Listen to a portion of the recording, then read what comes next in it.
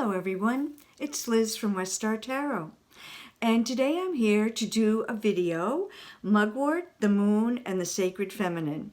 And this is part of the 28 Days of the Moon series sponsored by Maha at Maha's Treasure Box and Amber at Lavender Moon. And I am joining 27 other wonderful women to make videos related to the moon over the course of the 28 days of the time of year of the astrological sign of Cancer. And so Mugwort is part of the Artemisia genus. It's called Artemisia vulgaris. There's over 300 plants in this genus, some of which you are probably familiar with.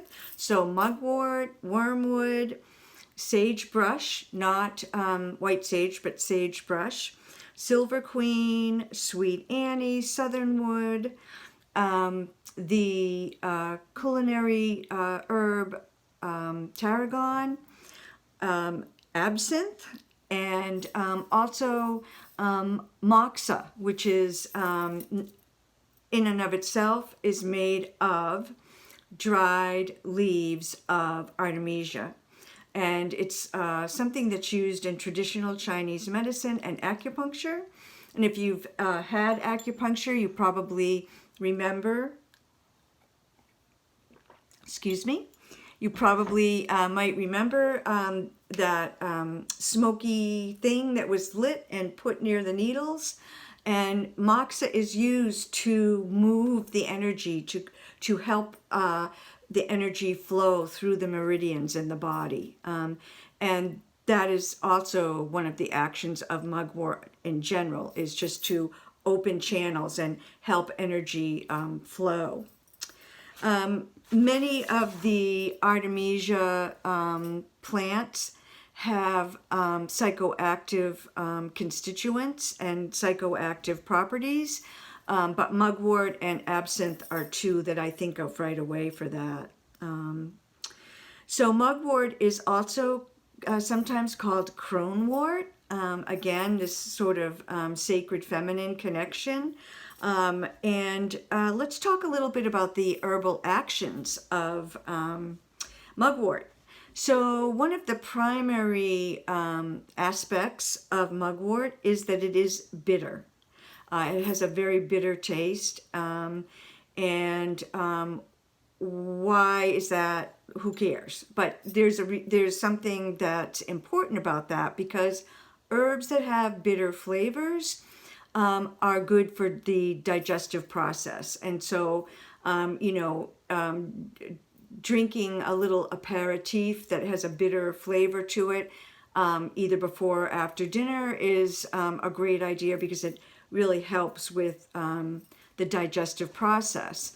So when we taste something bitter in our mouth, it triggers our digestive process, and it increases the production of stomach acid and bile. And those are two really important parts of the digestive process.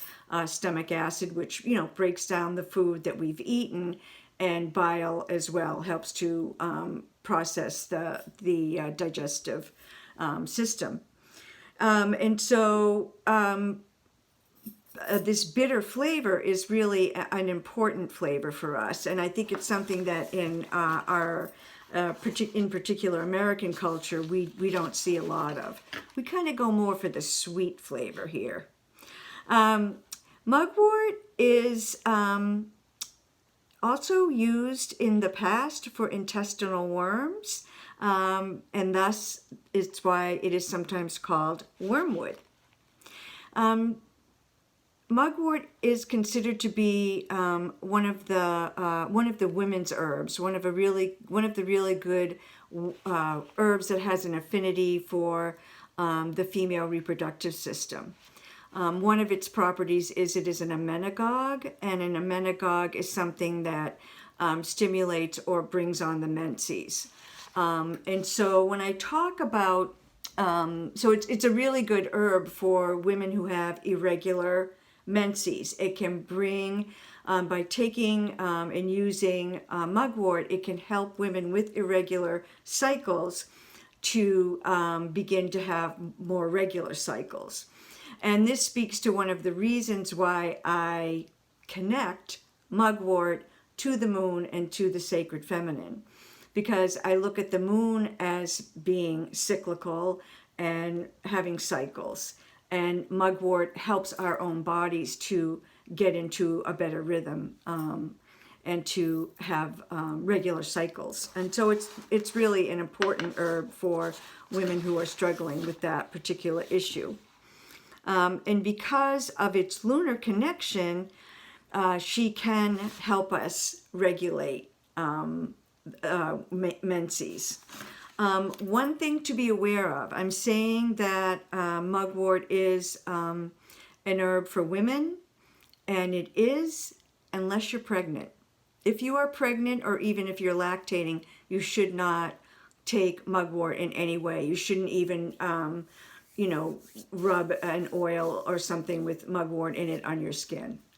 It can cause uterine contractions, and we don't want that when we're pregnant. That's a bad thing. So we don't want to do that.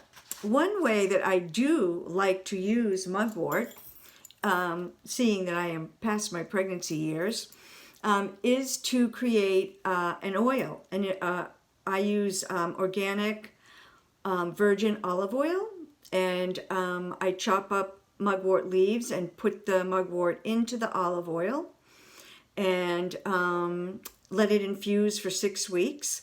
Tomorrow I will fill this up the rest of the way with these sort of semi-dried mugwort leaves and fill it up to the brim with olive oil. And when after the 6 weeks infusion, I will strain it, and then I will use that oil to do like a pre-bedtime, it's part of my pre-bedtime relaxation activities. And so you can use that oil from head to foot and just gently massage it in. It's good for your skin. Mugwort is also a nervine, and so it will relax, soothe, calm, and tonify your nervous system. And so it's a great thing to use before bed. This is actually something from the Ayurvedic school of herbalism, to use these oils to do body massages. And it's really good, as I said, calming, soothing for the nervous system. So you can dry the leaves of mugwort. Here is a mugwort leaf. I can't really see. We lose on the video. It's actually green on the front and silvery gray on the back. It's not really showing up on the video.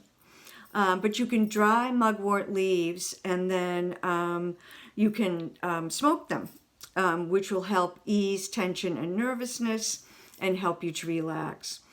I would caution you, if you're going to start to use mugwort, smoking it or taking it as a tincture, to be in touch with a knowledgeable herbalist, because mugwort has a constituent called thujone in it, and this can be tricky to work with. So you should take this herb seriously.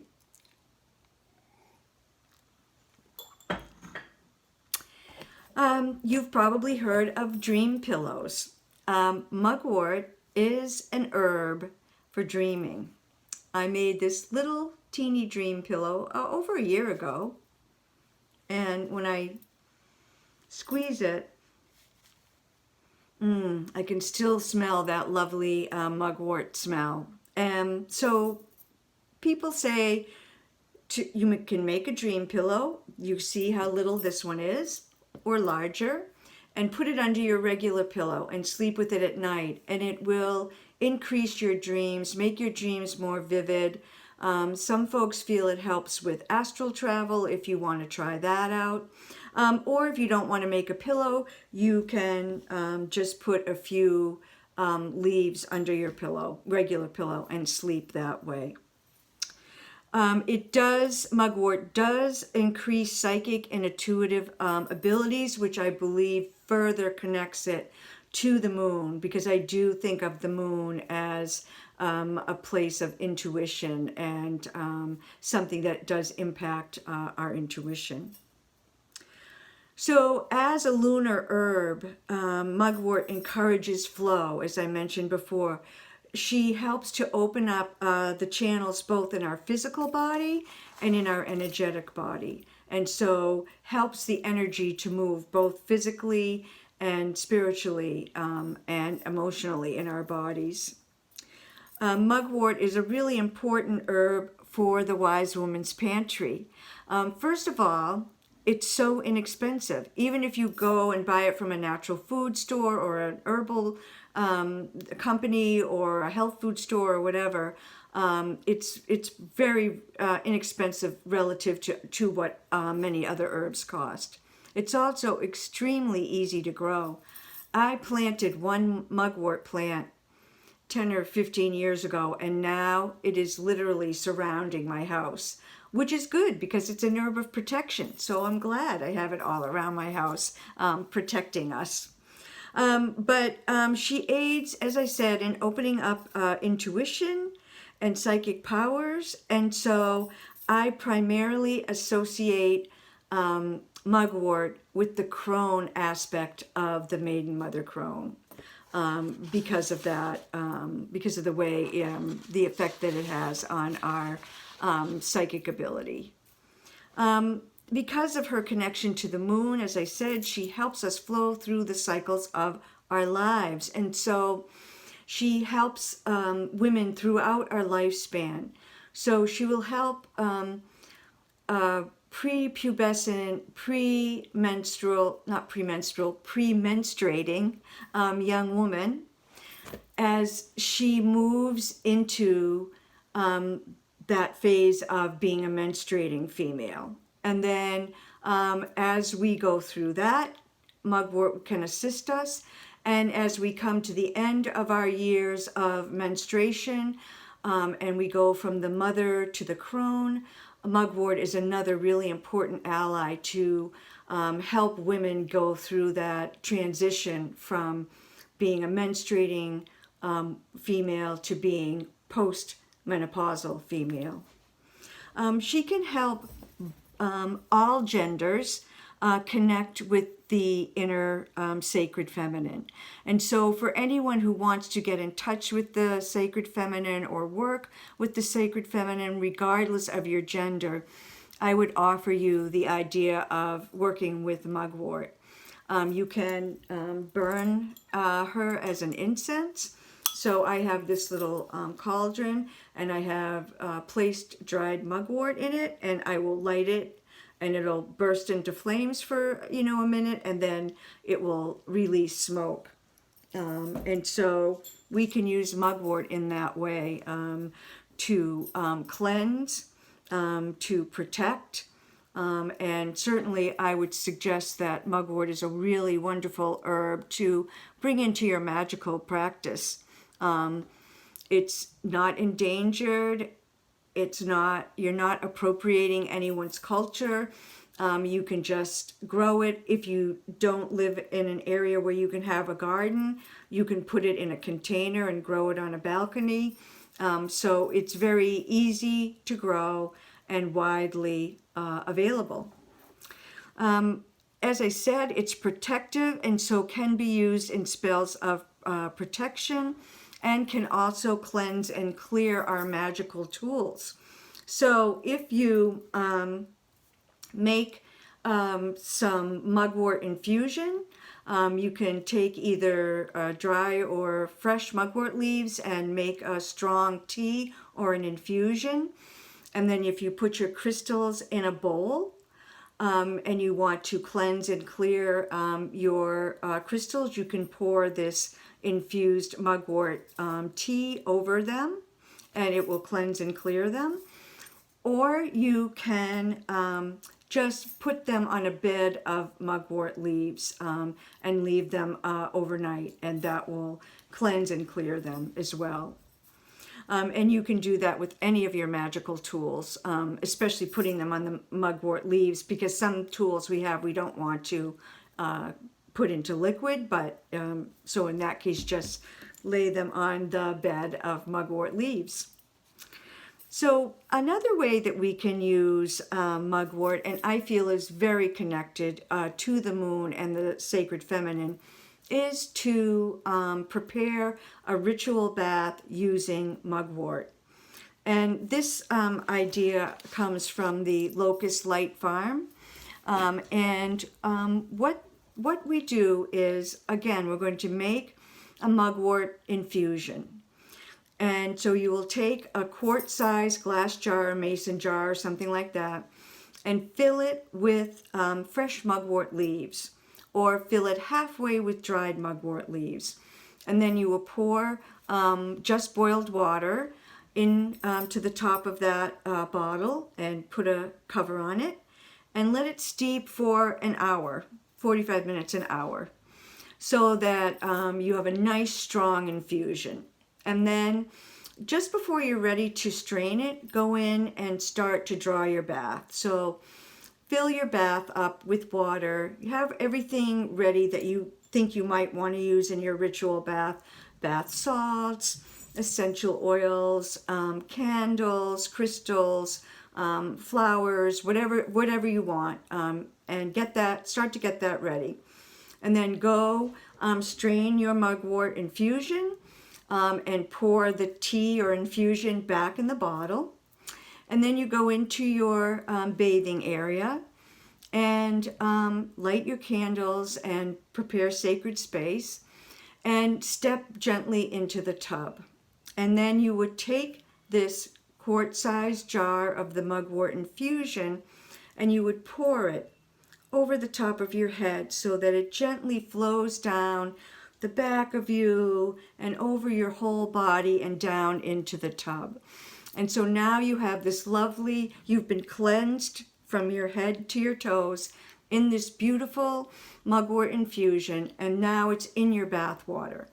And so you can carefully sit down and lie in your bath. And I think it's particularly wonderful to do this on the full moon because you can connect to that lunar energy via the energy of mugwort.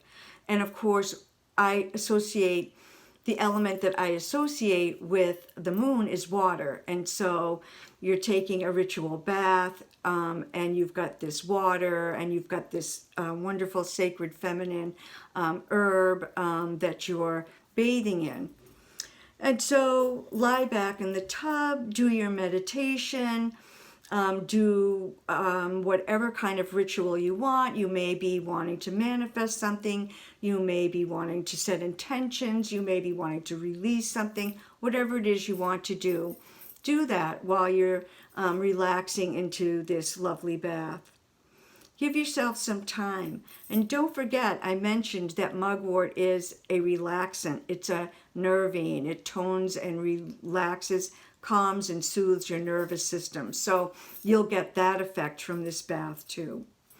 And when you're done with the bath, gently stand up, and before you get out of the tub, think about everything it is that you want to release and you want to let go of, things that no longer serve you. Let them fall away from your body into the tub. And once you've done that, carefully step out of the tub and open the drain. And everything that no longer serves you will now go down the drain and into our Mother Earth, who will transmute that negativity into more positive energy. So this is really, for me, a wonderful way to connect with the moon using mugwort. So I wanted to talk a little bit now about some cards.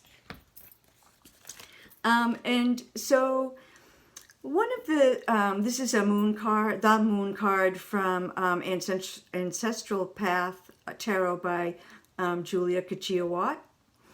And I love this moon card. I have such a problem with the way the moon card is defined traditionally. And so I love when I see moon cards that are more positive and less about deceit and so forth. So I love this moon card, and I love connecting with this moon card. So one thing that I haven't mentioned yet is that Artemisia vulgaris and the Artemisia genus got their name from Artemis, the goddess. And she is a goddess of many different things, but in particular a moon goddess. This is from Lisa de St. Croix's Goddess Oracle. She has called this Diana, not Artemis, but the Greeks called this particular being Artemis, and then the Romans renamed her Diana. And so I just wanted to read Lisa's little verse on the back. Meet me in the wild outdoors. I am Artemis of the sacred woods, goddess of nature, independent and free. I will teach you to talk to animals and communicate with the moon. Aim your sight at the splendor of the world around you. Gather your energy like the bent bow. Fly fast and free towards your goal. And then I have a couple of cards. These are herbal cards. This is from the Magical Herb Oracle. And then one of my favorites is from the Soulflower Plant Spirit Oracle by Lisa Estabrook. So both of these show Artemis in her flowering stage. And she does not have a very showy flower. Last but not least is this card from the Goddess Oracle, Artemis, and you can see her with her wild animals and the moon, and she is lovely. So I will end on this note. Blessed be